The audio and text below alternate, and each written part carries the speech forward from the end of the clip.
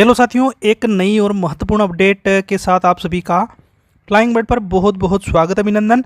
साथियों, अगर आप चैनल पर नए हैं और इसी प्रकार की खबर अपडेट से आप जुड़ना चाहते हैं तो आप चैनल को सब्सक्राइब करते हुए बेल आइकन को प्रेस कर लीजिएगा ताकि आगे आने वाली जो भी अपडेट है वो फ्लाइंग बर्ड के माध्यम से आप तक नोटिफिकेशन के द्वारा पहुंचती रहे। साथ ही साथ खबर अपडेट आपको काम की लगती है तो एक लाइक का बटन आप ज़रूर प्रेस कर दीजिएगा। साथ ही साथ आज का जो टॉपिक है बहुत ही महत्वपूर्ण होने वाला है। सभी साथियों का लगातार 9 साल से जो इंतज़ार हो रहा था वो इंतज़ार फाइनली ख़त्म होने वाला है। उसी को लेकर कुछ अपडेट यहाँ पर हमें देखने को मिल रही है, उनका रुख करेंगे। जी हाँ, मैं बात कर रहा हूँ पदोन्नति को लेकर बहुत बड़ी अपडेट यहाँ पर हमें देखने को मिली। एक बहुत बड़ा लेटर राजपत्र के रूप में भी हमें देखने को मिला, लेकिन उस लेटर का मैं जिक्र अभी यहाँ नहीं करूँगा, बहुत ज़्यादा पेज उसमें है। मेन पॉइंट जो सामने निकल कर आए हैं उनका हम रुख कर लेते हैं, अपडेट को देख लेते हैं। जैसा कि आप देख पा रहे हैं, प्रस्ताव को कैबिनेट की मंजूरी मिलने के 48 घंटे में पदोन्नति के नए नियम का गजट नोटिफिकेशन जारी हो गया है। यानी ये गजट नोटिफिकेशन है, बहुत ज़्यादा पेज उसमें है, लेकिन हम मेन पॉइंट को हम यहाँ से देख लेते हैं। पदोन्नति से भरे जाने वाले हर संवर्ग के पद अलग से होंगे तय, सीआर नहीं तो नहीं मिलेगा प्रमोशन। सीधी भर्ती के पदों में पदोन्नति के लिए एसटी और को 20 और एससी वर्ग को 16% आरक्षण। हर डीपीसी में होगा आरक्षित वर्ग का अधिकारी। मध्य प्रदेश सरकार ने गुरुवार को सरकारी कर्मचारियों की पदोन्नति के लिए नए नियम जारी करने के साथ ही इसका गजट नोटिफिकेशन जारी कर दिया है। कैबिनेट द्वारा मध्य प्रदेश लोक सेवा पदोन्नति नियम 2025 को मंजूरी देने के 48 घंटे के बाद ही जीएडी ने नोटिफिकेशन जारी करने की कार्रवाई कर दी है। नए नियम में योग्यता, वरिष्ठता और उपायुक्तता पर ध्यान भी दिया गया है। गजट नोटिफिकेशन के साथ ही सरकार के नियम प्रभावी हो गए हैं।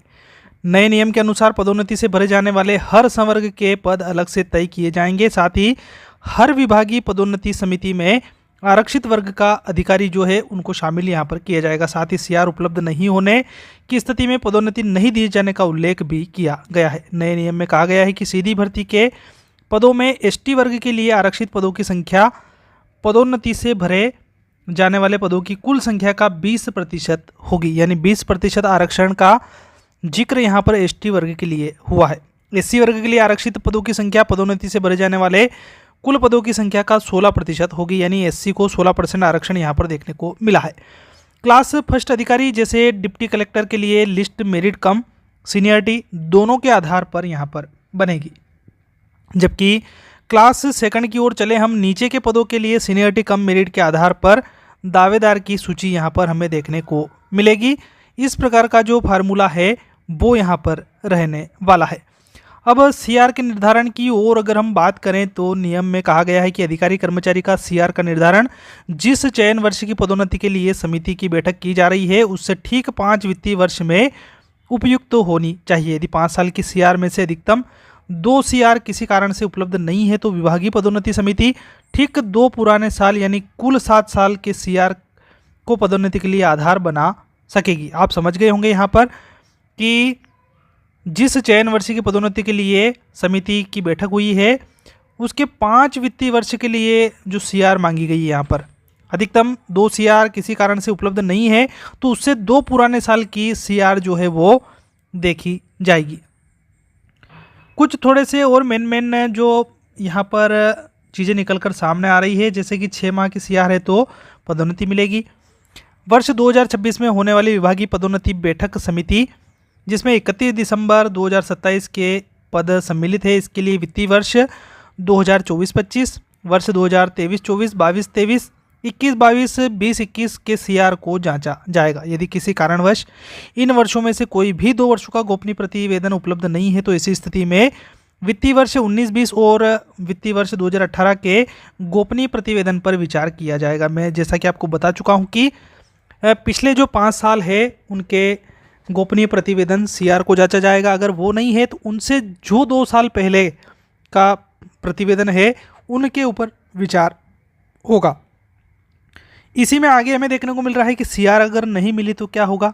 नियम में बताया गया है कि सीआर अनुपलब्ध रहने की दिशा में संबंधित प्रकरणों को परिभ्रमण में नहीं रखा जाएगा। एवं ऐसे पदों के विरुद्ध अन्य पात्र कर्मचारी को पदोन्नत किया जाएगा।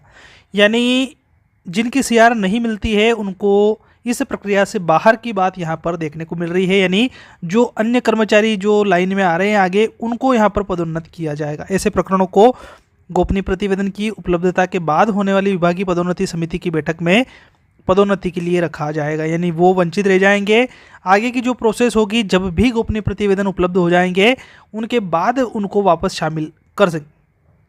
अगली विभागीय पदोन्नति समिति में पात्र पाए जाने पर उस कर्मचारी की सीनियरिटी पूर्ववत यथास्थान स्थापित की जाएगी। यानी जो आगे वापस से विभागीय पदोन्नति समिति होगी उस पर जो उसकी सीनियरिटी है वो वापस उसको वही मिल जाएगी, लेकिन गोपनीय प्रतिवेदन की यहाँ पर ज़रूरत ज़्यादा बताई गई है। इस स्थिति में नहीं मिलेगी पदोन्नति।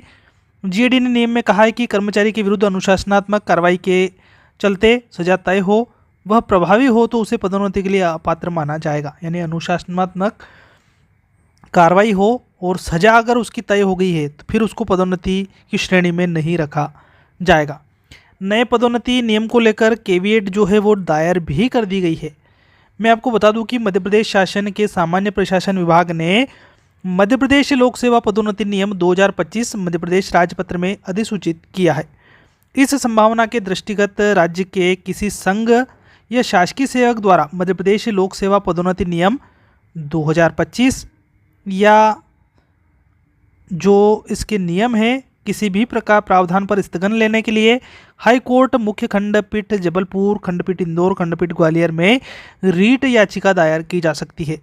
सामान्य प्रशासन विभाग ने कहा है कि यदि मध्य प्रदेश लोक सेवा पदोन्नति नियम 2025 या उसके किसी भी प्रावधान को चुनौती दी जाती है तो उसकी अग्रिम प्रति महाधिवक्ता कार्यालय जबलपुर, इंदौर, ग्वालियर को उपलब्ध कराई जाए। इस संबंध में उप सचिव अजय जी ने बताया कि हाईकोर्ट मुख्य खंडपीठ जबलपुर, खंडपीठ इंदौर, खंडपीठ ग्वालियर में सामान्य प्रशासन विभाग द्वारा केविएट जो है वो दायर कर दी है।